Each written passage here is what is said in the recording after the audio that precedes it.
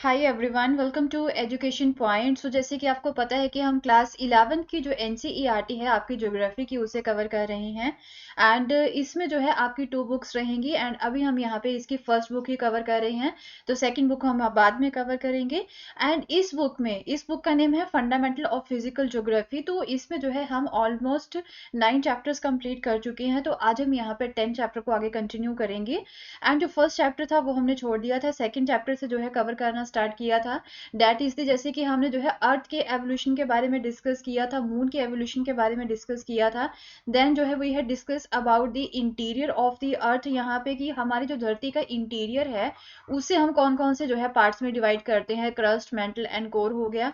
Then जो है we had discuss about the continents and जो उसके बाद में ओशियंस, राइट, उनके बीच में जो डिफरेंस है उनके बारे में डिस्कस किया था। Then we had discuss about the landforms, different landforms जो हमारी धरती पे आपको देखने को मिलती हैं, वो डिस्कस की थी। एंड कुछ जियोमॉर्फिक प्रोसेसेस थे, वो हमने डिस्कस किए थे। ये कुछ वैसे प्रोसेस होते जिनकी वजह से डिफरेंट लैंडफॉर्म्स हमें देखने को मिलती हैं। देन 7 चैप्टर्स में जो है अगेन लैंडफॉर्म्स का ही चैप्टर है, बट ये जो टेम्परेरी लैंडफॉर्म्स यहाँ पे बनती है ना, उनके बारे में डिस्कस किया था। देन जो है सोलर रेडिएशन हो गया आपका, उसके बारे में डिस्कस किया था। सोलर रेडिएशन बहुत ही इंपॉर्टेंट टॉपिक है। एंड हीट बैलेंस को अगर आपको समझना है, then we had discuss about the 9 chapter also. Okay, तो अब हम यहाँ पे बात करेंगे 10 चैप्टर की, ठीक है। तो 10 चैप्टर को जो है आगे कंटिन्यू करते हैं। एंड इसमें जो है हम बात करेंगे अबाउट द एटमॉस्फेरिक सर्कुलेशन के बारे में एंड वेदर सिस्टम के बारे में जो है डिस्कस करेंगे। तो अर्लियर चैप्टर 9 में जो है डिस्क्राइब किया हुआ था the uneven distribution of temperature, ठीक है। जो चैप्टर 9 है ना, उसमें जो है टेम्परेचर के डिस्ट्रीब्यूशन के बारे में हमने देखा था। एंड ये कॉन्सेप्ट पढ़ा था कि जो डिस्ट्रीब्यूशन है टेम्परेचर का वो अनइवन है हर जगह पे on the surface of the earth. Okay, तो जब कभी भी हवा गर्म होती है, हीट अप होती है, तो वो क्या होती है, एक्सपेंड होना जो है वो स्टार्ट हो जाती है, राइट, वो जो है फैलनी स्टार्ट हो जाती है। बट जब ठंडी होती है तो वो क्या होती है, कंप्रेस होना स्टार्ट हो जाती है। तो जिसकी वजह से हमें जो है एटमॉस्फेरिक प्रेशर में जो है वेरिएशंस देखने को मिलते हैं। So the result is that it causes the movement of air. तो अब जो है ये जो एटमॉस्फेरिक प्रेशर हमें देखने को मिलता है ना डिफरेंट तरह का, तो इसकी वजह से क्या होता है कि एयर की जो मूवमेंट है वो यहाँ पे होनी स्टार्ट हो जाती है। कौन सी दिशा से कौन सी दिशा में जाती है, फ्रॉम द हाई प्रेशर, ठीक है। हाई प्रेशर से जो है ये किस तरफ जाना स्टार्ट कर देती है, लो प्रेशर की तरफ जो है जाना स्टार्ट कर देती है।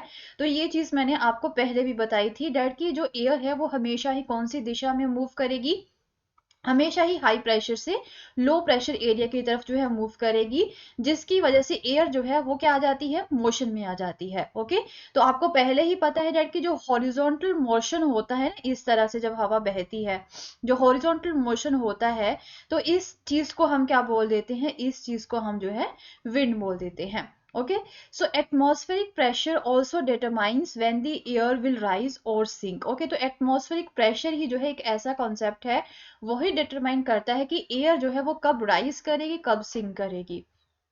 सो the wind redistributes the heat and moisture across the planet. तो यही जो हवा है जब मोशन में आ जाती है, मूव करती है, तो अपने साथ जो है वो हीट को एक जगह से दूसरी जगह पे ले जाती है, मॉइस्चर को जो है एक जगह से दूसरी जगह पे ले जाती है, तो उसे जो है ये रीडिस्ट्रीब्यूट करती है पूरे प्लेनेट में। एंड इस तरह से जो है हमारे प्लेनेट पे एज ए होल एक कांस्टेंट टेम्परेचर जो है वो बना रहता है। ऐसा नहीं है कि एक जगह पे जो है गर्मी है तो वो गर्मी ही बनी रहेगी, कांस्टेंट टेम्परेचर जो है वो बना रहता है। तो अगर हम बात करें वर्टिकल राइजिंग ऑफ दी, ऊपर की तरफ जो हवा उठती है, ओके, जो गीली हवा होती है, cool it down to form the cloud. तो जब ये गीली हवा जो है वो ऊपर जाती है तो वहां पे क्या बन जाता है, क्लाउड्स बन जाते हैं। उसकी वजह से क्या होता है, फिर प्रेसिपिटेशन होती है, बारिश होती है, राइट। ये जो चैप्टर है आपका 10th चैप्टर जो है, इसमें हम जो है क्या कवर करेंगे, it has been devoted to the causes of pressure differences. हमने देखा कि हमारे जो डिफरेंट एरियाज है वहां पे आपको जो है प्रेशर डिफरेंसेस देखने को मिलते हैं। The forces that control the atmospheric circulation, जो एटमॉस्फेरिक सर्कुलेशन होता है वो कौन कौन सी फोर्सेस उन्हें कंट्रोल करती हैं। द टर्बुलेंट पैटर्न जो होता है यहाँ पे हवा का, उसके बारे में पढ़ेंगे। फॉर्मेशन ऑफ एयर मासेस के बारे में पढ़ेंगे। They disturbed weather when air masses interact with each other. जब एयर मासेस जो है एक दूसरे के साथ इंटरेक्ट करती हैं तो जो वेदर किस तरह से डिस्टर्ब होता है। एंड वायलेंट जो ट्रॉपिकल स्टॉर्म्स आपको देखने को मिलते हैं उस फिनोमिना के बारे में भी हम यहाँ पे डिस्कस करेंगे। ओके, तो एटमॉस्फेरिक प्रेशर को देख लेते हैं सबसे पहले।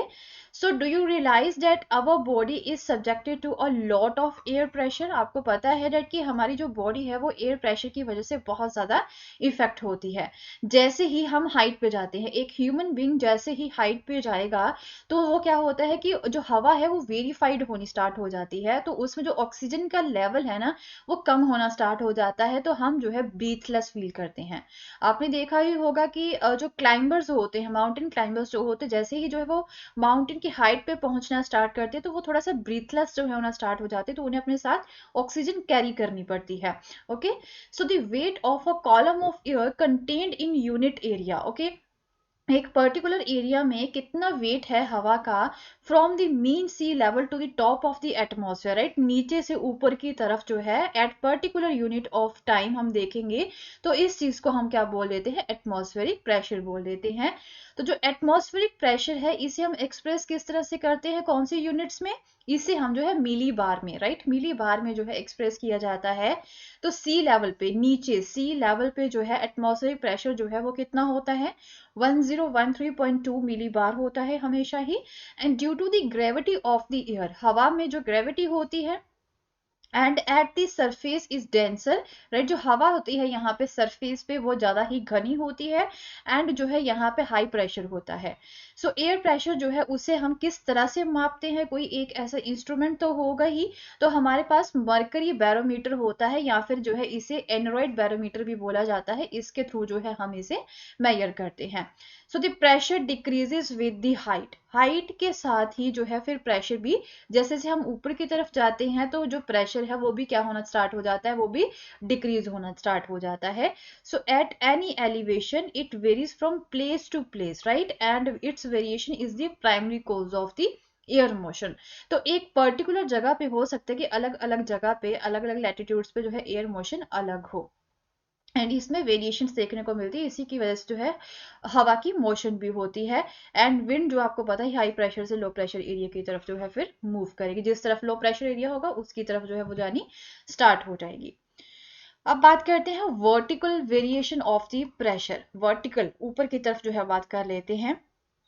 सो इन द लोअर एटमॉस्फेयर, अब एटमॉस्फेयर में पहुंच जाते हैं ऊपर, सो द प्रेशर जो है वो डिक्रीज होना स्टार्ट हो जाता है rapidly with the height. Okay, तो कितने अमाउंट ऑफ डिक्रीज होता है, हर 10 मीटर, हर 10 मीटर के बाद में जो है 1 मिली बार जो है प्रेशर जो है हवा का वो क्या हो जाता है, वहां पे डिक्रीज होना स्टार्ट हो जाता है। एंड ऐसा नहीं है कि ये हर जगह पे सेम रेट पे ही जो है डिक्रीज होगा, ऐसा नहीं कि हर 10 मीटर के बाद में जो है 1 मिली बार ही जो है ये कम होगा। हो सकता है कि नेक्स्ट जो 10 मीटर हम कवर करेंगे तो उसमें जो है ये थोड़ा सा 1 मिली बार से कम जो हो, या फिर हो सकता है कि 1 मिली बार से जो है ज्यादा जो है ये एयर प्रेशर डिक्रीज हो जाए। ओके, तो आगे हम टेबल देखेंगे, उसमें जो है एक एवरेज प्रेशर एंड टेम्परेचर जो होता है at selected level of the elevation, height का जो सिलेक्टेड लेवल होता है उसमें जो है बताया हुआ है कि कितना एवरेज प्रेशर रहता है, टेम्परेचर कितना रहता है। सो जो वर्टिकल प्रेशर ग्रेडियंट फोर्स होती है वो बहुत ज्यादा होती है then that of the horizontal pressure gradient, and it is generally balanced by nearly equal but opposite gravitational force. तो ये बैलेंस किस तरह से रहती है, यहाँ पे ग्रेविटेशनल फोर्स की वजह से जो है ये बैलेंस रहती है। बट हाउएवर जो है एक ह्यूमन बीइंग जो है ना, वो जो अपवार्ड विंड्स होती है जो कि ऊपर की तरफ जाती है ना, उन्हें एक्सपीरियंस नहीं कर पाता है, ओनली हम जो है हॉरिजॉन्टल विंड्स को ही फील कर पाते हैं। जो ऊपर की तरफ उठती है ना हवा, उसे हम फील नहीं कर पाते हैं। ठीक है, ये कॉन्सेप्ट भी आपको पता होने चाहिए, ये चीज आपको माइंड में रखनी है। तो ये 10.1 फिगर है, isobars pressure and wind system जो है नॉर्दर्न हेमिस्फीयर में यहाँ पे बता रखे हैं उन्होंने, कौन से एरिया में जो है कितना मिली बार प्रेशर है एंड यहाँ पे हाई है या फिर कम है ये बताया हुआ है। तो ये जो टेबल है 10.1, इसमें जो है स्टैंडर्ड प्रेशर एंड टेम्परेचर की बात की हुई है एट द सिलेक्टेड लेवल। सबसे पहले कौन से लेवल की, सी लेवल, नीचे ही बात की हुई है, तो यहाँ पे 1013.25 होता है, टेम्परेचर एवरेज जो होता है 15.2 डिग्री सेल्सियस होता है। सी लेवल से 1 किलोमीटर ऊपर चले जाए 898 जो है मिलीबार होता है, फिर 8.7 जो है यहाँ पे टेम्परेचर देखने को मिलेगा। 5 किलोमीटर सी लेवल से 5 किलोमीटर ऊपर चले हम यहाँ पे तो फिर 540.48 जो है यहाँ पे प्रेशर होता है। -17.3 टेम्परेचर जो है यहाँ पे देखा जाता है। 10 किलोमीटर जाए तो 265 रह जाता है, फिर -49.7 जो है टेम्परेचर डिग्री सेल्सियस में आपको देखने को मिलेगा। ओके, सो अब बात करते हैं हॉरिजॉन्टल डिस्ट्रीब्यूशन ऑफ प्रेशर की। So small differences in pressure are highly significant in term of wind direction and velocity। ठीक है, तो अब क्या होता है कि जो विंड की डायरेक्शन एंड जो वेलोसिटी होती है उसकी वजह से हमें जो है प्रेशर में छोटे मोटे जो डिफरेंस देखने को मिलते हैं। एंड हॉरिजॉन्टल डिस्ट्रीब्यूशन जो होता है प्रेशर का, उसे हम जो है आइसोबार्स को जो ड्रॉ करके जो है एट डिफरेंट लेवल पे चेक करते हैं। आइसोबार्स क्या होती है? ये ऐसी लाइंस होती हैं जो कि जिन जगहों का जो है ना इक्वल प्रेशर देखने को मिलता है तो उन्हें जो है एक लाइन में जो है ये कवर कर लेती हैं।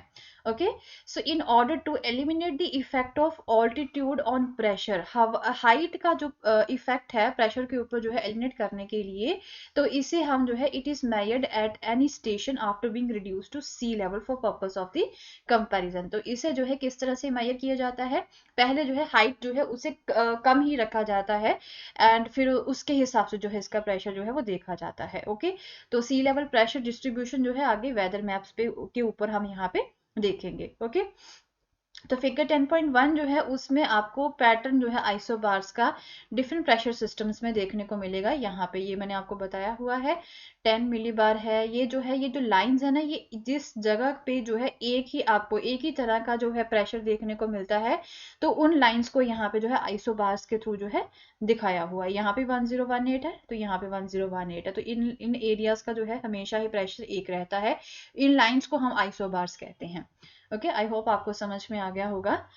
सो नेक्स्ट है यहाँ पे लो प्रेशर सिस्टम जो है, it is enclosed by one or more isobars with the lowest pressure at the centre. Right, जो लो प्रेशर सिस्टम होता है ना, उसे एक से ज्यादा आइसोबार्स के थ्रू जो है इनक्लोज किया जाता है। सबसे लोएस्ट जो होता है वो सेंटर में रखा जाता है। एंड हाई प्रेशर सिस्टम जो है उसे भी एक से ज्यादा आइसोबार्स के साथ जो है इनक्लोज किया जाता है। एंड हाईएस्ट प्रेशर सिस्टम जो है वो भी सेंटर में रखा जाता है इन आइसोबार्स में। ओके, अब वर्ल्ड की डिस्ट्रीब्यूशन में देखते हैं सी लेवल प्रेशर पे। So world distribution of sea level pressure in January and July जो है वो नेक्स्ट फिगर में आपको देखने को मिलेगी 10.2 एंड 10.3 में। एंड इक्वेटर के पास जो सी लेवल प्रेशर होता है वो हमेशा ही लो होता है। ये कुछ फैक्ट्स हैं, ये आपको पता होने चाहिए कि इक्वेटर, राइट, ग्लोब के ऊपर इक्वेटर मैंने आपको बताया था 0 डिग्री जो है उसकी वैल्यू होती है लैटिट्यूड की। तो जो है इक्वेटर पे, राइट, इक्वेटर पे जो सी लेवल प्रेशर होता है लो ही होता है, तो इसे हम इक्वेटोरियल लो बोलते हैं। उसके बाद 30 degree north and 30 degree south latitude पे अगर हम आ जाएं तो यहाँ पे हाई प्रेशर एरिया आपको देखने को मिलेगी, तो इसे हम सब ट्रॉपिकल हाईज बोलते हैं। फिर पोल की तरफ चले जाएंगे तो यहाँ पे 60 degree north and 60 degree south के पास जो पोल एरिया है वहां पे लो प्रेशर बेल्ट्स बनी होती हैं, तो उन्हें हम सब पोलार लोज बोलते हैं। And near the poles, right, जहां यहाँ पे प्रेशर हाई होता है तो उसे हम पोलार हाई बोल देते हैं। तो ये जो प्रेशर बेल्ट्स होती है they are not permanent in nature. Okay, sun की मूवमेंट की वजह से जो है ये भी चेंज होती रहती हैं। नॉर्दर्न हेमिस्फीयर में इन द विंटर ये जो है साउथवर्ड चली जाती है एंड दी समर में जो है ये नॉर्थवर्ड मूव होती हैं। ओके, तो ये यहाँ पे डिस्ट्रीब्यूशन दे रखी है ऑफ द प्रेशर इन मिलीबार्स। ये जुलाई में है, तो ये है आपका 0 डिग्री पे ये वाला इक्वेटर, राइट, इसके हिसाब से जो है यहाँ पे इन्होंने बताया हुआ है। एंड उसके बाद में यहाँ पे आप जनवरी में भी देख सकते हैं, राइट।